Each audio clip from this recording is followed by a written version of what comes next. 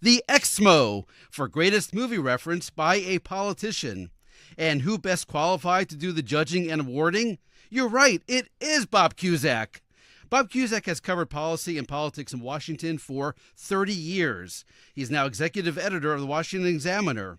He was editor of The Hill for over 21 years, and he's been on C-SPAN a staggering 218 times, going back to the last century, 1999.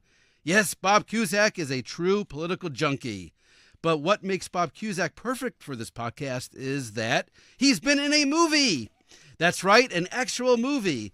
The innovative, groundbreaking, experimental film Wonder Woman 2, or if you're a stickler for numbers, Wonder Woman 1984. Bob played a reporter, and he has other film credits. The Pelican Brief, he played a photographer. Clear and Present Danger, Bob was a diplomat. Guarding Tess, he was a medic, and you've seen him in Veep, and also a commercial for Dr. Pepper. Bob played a fan of the sugary carbonated soft drink. All the qualifications we need to cast him for this part. We'll play each clip, then Bob Cusack will offer a pithy, or if we're lucky, acerbic, or if we're even luckier still, trenchant, and maybe even caustic comment. And at the end, Bob will award his favorite movie reference by a politician, the Exmo. And we do it all from someplace far fancier than legendary Los Angeles. No Dolby Theater for this podcast, or even the Dorothy Chandler Pavilion. Bob Cusack walked the red carpet straight into the glass-enclosed nerve center of C-SPAN Radio in beautiful downtown Capitol Hill. Who will win the first ever Exmo?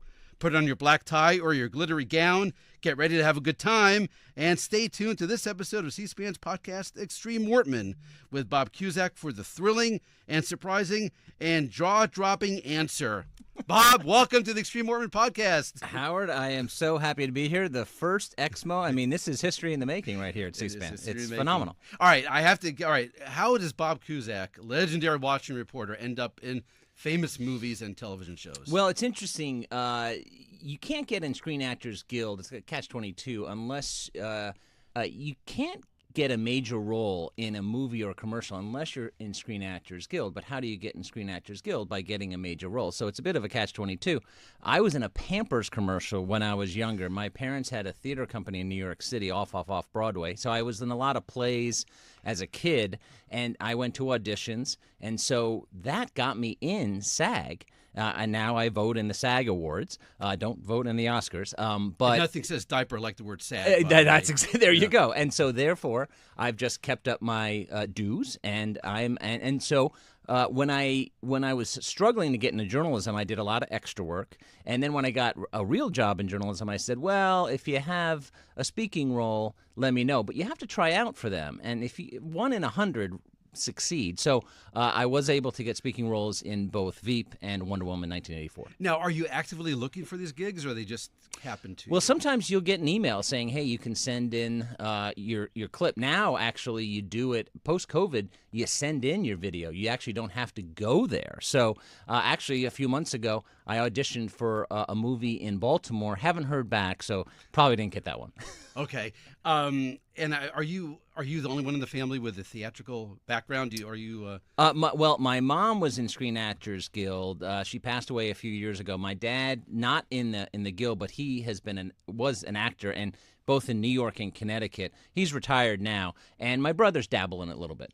Okay, I am a fan. I have to admit, I'm a fan of Wonder Woman 1984. It is the Mortman family go-to for all the special holidays. Is that right? Oh, yeah. Okay. We don't watch Die Hard. We watch Wonder Woman 1984. So anyways, I'm a huge fan. You played a reporter toward the beginning when they had a big assault scene. Yeah, basically, I'm reporting on this mysterious woman who saved the day. And who is she?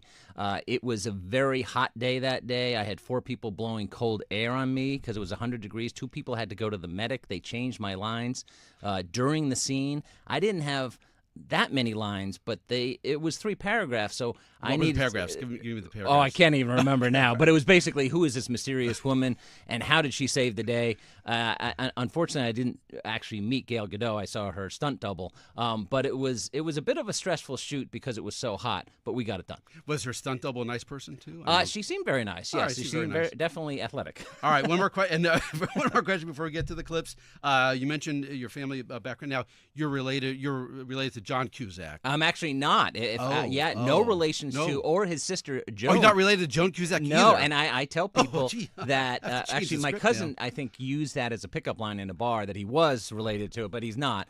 And I always joke that if I were related to John Cusack, I would have had better roles than just these couple.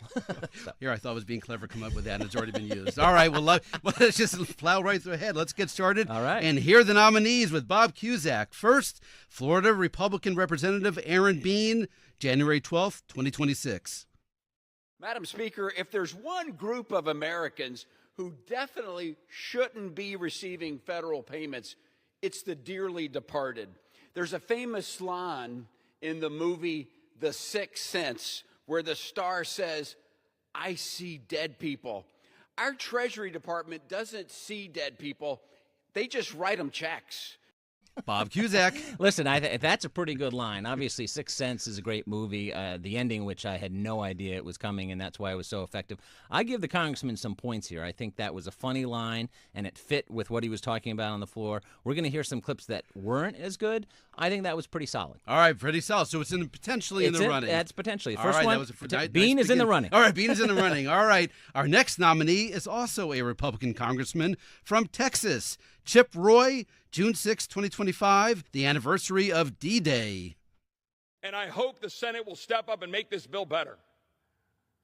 If they leave it the same, they can send it to the president's desk. They leave it basically the same and they send it back, I guess a lot of us will hold our nose again and say, well, I guess that's the best this Congress is capable of doing. It's like General Patton's quote in the movie. Well, what did you do during the great WW2? Well, you won't have to say you shoveled crap in Louisiana. Bob Cusack. Well, this is a good line. Obviously, a great movie, but at the same time, delivery a little weak there. So I would have to say, Congressman Roy not in the running.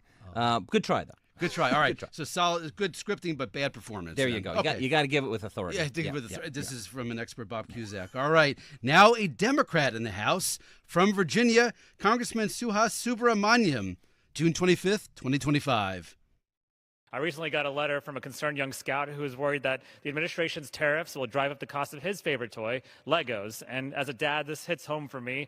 My girls are Lego Disney princess fans. I've watched the movie about 10 times. And from Transformers to Lincoln Logs to Barbies, this administration's raising prices in our toy aisles with these tariffs.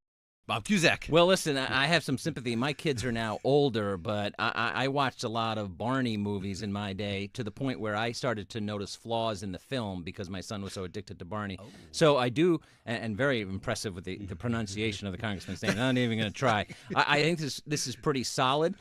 Is it in the running? I would say probably not, but a good try. All right. Now, by the way, I just have to ask you, he mentioned the movie, the Lego movie. You weren't in the Lego movie, were you? I was not. Okay. Yes.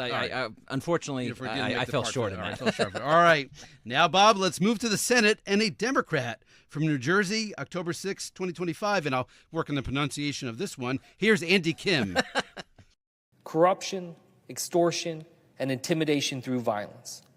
This is how the Trump administration wants to use your government against you. Now, like every great mob movie, it's not just about the boss who plays a critical role. For every Don Corleone, there's a Tom Hagen and a Luca Brasi. Donald Trump plays the role of the mob boss, but it's his henchmen who are really running the show. Bob Cusack. Listen, this is timely because of Robert Duvall's death. And he was a star in that movie, both in 1 and 2, and reportedly he did not do number 3 because he didn't get enough money. So he said, "I'm not doing 3." 3, as you remember, not as good as 1 and 2. So I do like this one, especially because you're working in a mob angle on the floor of Congress. That's pretty impressive. So overall, pretty solid. Nice. I'm a Godfather fan, so I'm glad you put it in there. You would never turn down a movie role because of money issues. No. I would do it for free. You would do it for fair enough. Yes. All right. Our next nominee, May 7th, 2025, in the Senate, Democrat from Massachusetts, Ed Markey. I'm only here because it was books, and I could compete against any kid in Malden, Massachusetts, in a blue-collar community. That's why I'm a senator. I had never even been to Washington before I got elected to the United States House of Representatives. That was my first visit to Washington. I'm 29, 30 years